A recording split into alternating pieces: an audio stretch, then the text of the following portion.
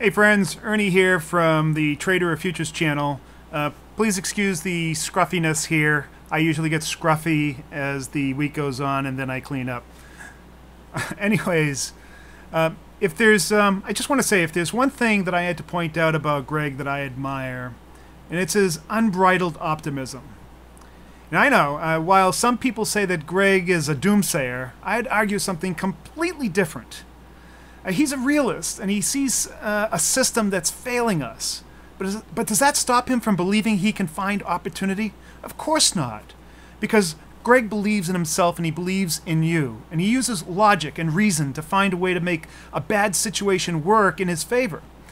And he does this, and he does it in his very best to help all of us think the same way. And so that's why I'm sharing this with you today.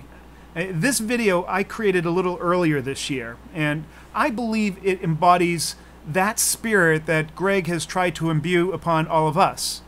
I mean, there's an element of faith here, but that faith is grounded in an understanding that all of our experiences eventually lead to positive outcomes. Now, only if we're just patient enough to learn from them. So, without going too long in the tooth, I hope you enjoy this short video and that it helps you.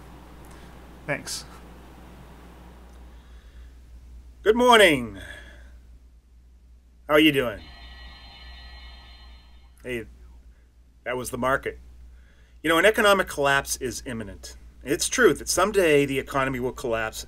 There's absolutely no doubt that it will happen, but is it going to happen in our lifetimes, or next week, or next year? I mean, there's no way to tell. It's also likely that there's going to be another ice age, as well as a catastrophic asteroid event that wipes out most of life as we know it. It is absolutely imminent. It happened many times before, and it's going to happen again. And yes, the economy will fail, and there will be wars, and there will be extended periods of peace.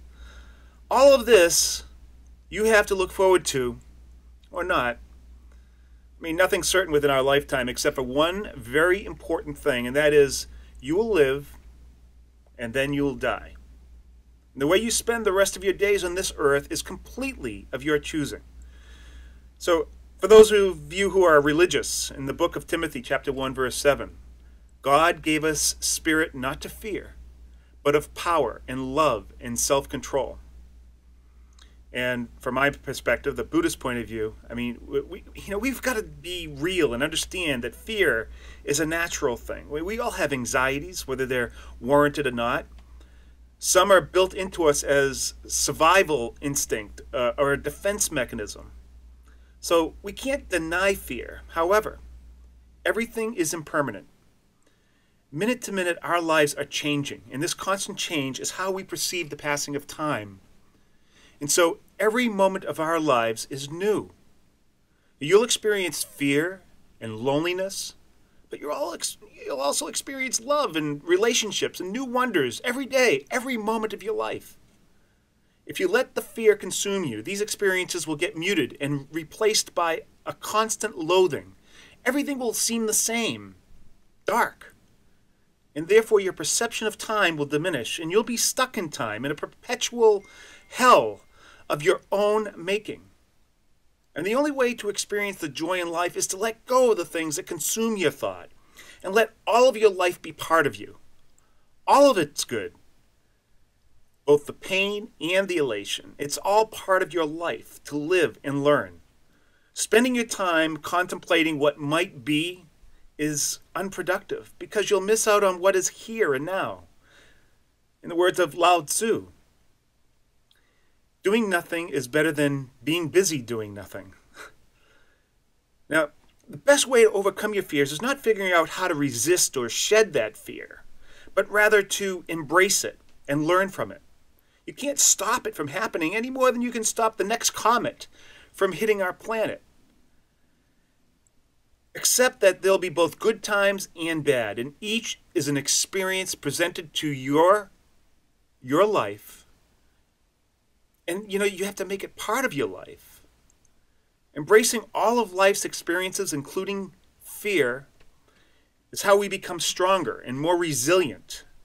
In the words of Nietzsche, that which does not kill us will make us stronger. I mean, this is the process called hormesis. We get stronger when we're confronted with challenges because we learn, we adapt, we grow.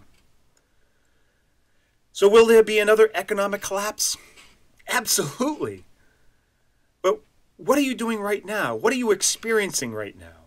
I mean, don't live in some undefined future, fearful of what may be, because you will miss all the things around you right now, here. You'll miss life. So I give you this challenge. Begin it at once. Start now. Start to live and count each day as a separate life. It's my word of the day. We'll see you next time.